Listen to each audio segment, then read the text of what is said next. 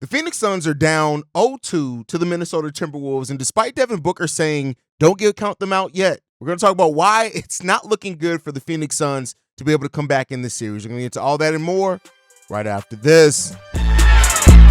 Welcome to the number one place for your daily basketball news and analysis, NBA Central. What's going on, basketball fans? Welcome to another episode of NBA Central, your number one spot for everything basketball related. I'm the host there, Haize, but more importantly, you guys can follow the channel at NBA Central Pod on every social media platform we happen to be on. With that being said, let's go ahead and get into it. And quick episode of that, I just want to talk about the Phoenix Suns. Now, the Phoenix Suns, who came up against the Minnesota Timberwolves, and it was always a theoretical matchup of like offense versus great defense, right? And the Phoenix Suns offense, even though on paper they had the potential to be a really high-scoring, high-powered offense, and they've done pretty well in that, you're coming up against a Minnesota Timberwolves team that was the best defensive team in the league during the regular season, and has definitely kept that up in this season as well. And so it was always going to be an interesting match of styles and to see which one was going to come out on top in this. Could the Minnesota Timberwolves defense shut down the Phoenix Suns enough while they got enough offense themselves to win the game, or was the firepower of the Phoenix Suns just going to be too much for the Minnesota Timberwolves to kind of counteract? And so far, it's been a resounding answer to that, is that the Minnesota Timberwolves have the answers, while the Phoenix Suns are just looking for it. Now, the Phoenix Suns were always a team that had its flaws, right? In the way that this team came together, it had serious flaws, defensively being one of that. That's why you saw Grayson Allen, for example, get the level of deal that he got from the Phoenix Suns, because to be honest, the Phoenix Suns just could not afford to lose Grayson Allen at all in this offseason. And that brings out about a whole nother thing, which we'll talk about here later coming up. But so far in this game, when you look at the first game, the Phoenix Suns just had no answers, right? The Minnesota Timberwolves came in and they punched them right in the mouth, and the Phoenix Suns had no answer, losing the first game 120-95. Then you look at the second game of this series, whereas the Minnesota Timberwolves did eventually win by double figures, win by 12. That was a game that was much closer throughout that game, and that may have been even more crushing to the Phoenix Suns' chances, because the Suns kept that game as close as they really could, right? And the Minnesota Timberwolves just showed that they wanted it more. They played with more heart. They played with more grit. They played with better execution down the stretch of that game. And Karl-Anthony Towns just got into such a confidence and a rhythm there that it was really crazy to see. And even though he only scored 12 points, a lot of those coming in key moments for the Phoenix Suns, hitting a three-pointer when you needed it the most, getting putbacks, getting rebounds, things like that. And overall, this team, it's the balance of the Minnesota Timberwolves that it really seems like the Phoenix Suns don't have an answer to. The Suns have already had a depleted bench, right? We know that they don't have a lot of depth there. And when you look at the Phoenix Suns, for example, in Game 2, every starter scoring in double figures. Oh, and by the way, you have now the reigning sixth man of the year of Naz Reid, who did only go 1 of 5 in that second game against the Phoenix Suns. Still, you have the depth there from the Phoenix Suns from the Wolves that the Suns just don't have. And it's not like they can keep it kicking in a different gear defensively. We know that the Phoenix Suns don't have any real type of defensive firepower at all. So now the Phoenix Suns go back to Phoenix down 0-2 with hoping to be able to get this thing back on track. And while there's some doubts, right, we'll end up seeing what happens with that. Games 3 and 4 on Friday and Sunday. You got Kevin Durant saying shit, can't give up on us now, and then Devin Booker saying don't count us out. But ultimately, listen, you can't lose your composure, and that's really one of the biggest things that stood out against the Phoenix Suns in Game 2. They did not have their composure with themselves. So going back home, could some home cooking help the Phoenix Suns? Theoretically, yes. This was a team that the Phoenix Suns were undefeated against in the regular season, and that's why I say sometimes you got to take those regular season stats and kind of throw them out the window. But ultimately, there's a lot of things left on the table here for the Phoenix Suns, and they're going to have to really try to dig in offensively and find some type of balance, right? It's not going to be just Kevin Durant, who hasn't looked the best in the series. Well, Game 1 scoring 31 points. In the second game of the series, not looking terrible, but not looking great either, scoring 18 points, going 6 of 15 from the field in that one. Devin Booker scoring 20 points in the second game as well. Like, this is going to be for the Phoenix Suns to really be able to counteract the defense and that gear that they can go in defensively for the Wolves.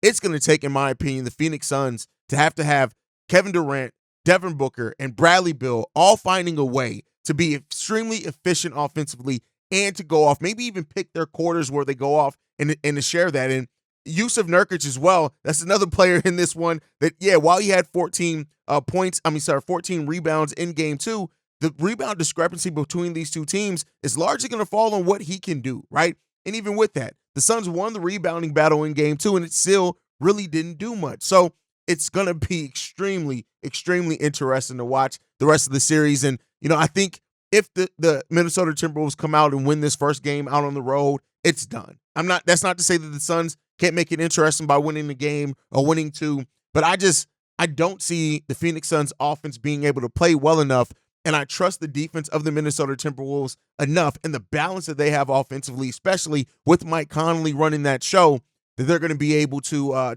win this series. Now, alluded to earlier that there's a whole different set of circumstances with this Phoenix Suns team. And the thing is that if the Suns do fall out and get eliminated in the first round of this playoffs, they don't have a whole hell of a lot of flexibility to really do anything. You guys may or may not know I do some work over at Players Choice, and I'm on the From the Logo show over there. And that's not to name drop, it's just to kind of bring up this point. And one of the things there is that Dub, who I do that show with, one of the co-hosts over there, has said that he really thinks that if this does not work, that the Suns may very well try to blow this up. And here's the thing that I'm here to tell you: the Suns don't really have a whole hell of a lot of flexibility to do that. They are $103 million over the luxury tax. Over the salary cap, and they don't have any space. They're over the second tax apron, $17 million over the second tax apron. That's kind of why they had to re-sign Grayson Allen and just suck it up. They don't have a whole lot of flexibility, and part of the reason they don't have a whole lot of flexibility is they're not moving Devin Booker. That's their guy that they built. They're probably not going to move Kevin Durant, and Bradley Beal still has a no-trade clause. Now, that was one of the more interesting things is Bradley Beal even getting that no-trade clause. He ended up waiving it to be traded to the Phoenix Suns, but he didn't permanently waive it. Now, that is something that the Suns could have requested in this, that it may bite them in their ass later down the road, is that the Suns could have said, first, this trade to go through, you're going to have to just completely remove the no-trade clause permanently, so if we need to pivot out of it, we can. And while Bradley Beal had flirted going to the Miami Heat and other destinations and things like that, the fact that the no-trade clause is not completely gone away. It's still there, right? It really limits the flexibility that the Phoenix Suns have. The Suns are basically locked into this roster, and they're locked into this roster for quite a bit of time. Listen, even if you do trade away Yusuf Nurkic, who makes $18 million, who doesn't have a whole heck of a lot of value, that still just keeps you in this first tax apron and gets you out of the second tax apron. So the Suns right now are locked into this roster, and that's one of the more craziest things. Like, if it would have worked, it would have worked. And because the Suns are already over that second tax apron, could they very well look to maybe use their mid-level exception, which I think they lose part of it, right? Do you lose all of it? The new rules I'm still adjusting to. So for the most part, unless they're going to make some moves and make some trades, this Suns team is basically exactly who they are, especially at the core.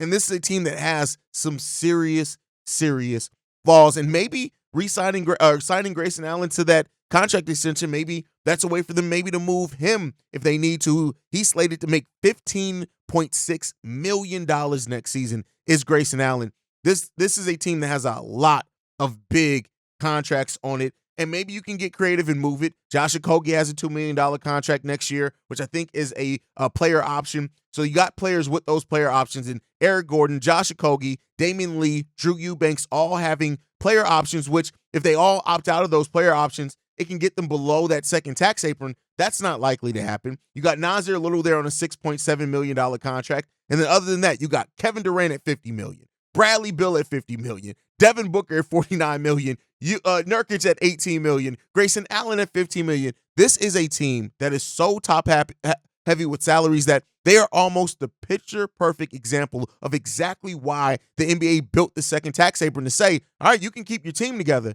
but you're not going to be able to keep aggregating salaries. And so I think you have to be in that second tax apron for 2 years in a row before the heavy sanctions come down on that. But this is a situation that the Suns find themselves in that it's going to be made even more interesting in if they do get eliminated in this first round, and especially if they get swept against a team like the Minnesota Timberwolves that's younger, that core is going to be together for quite a while.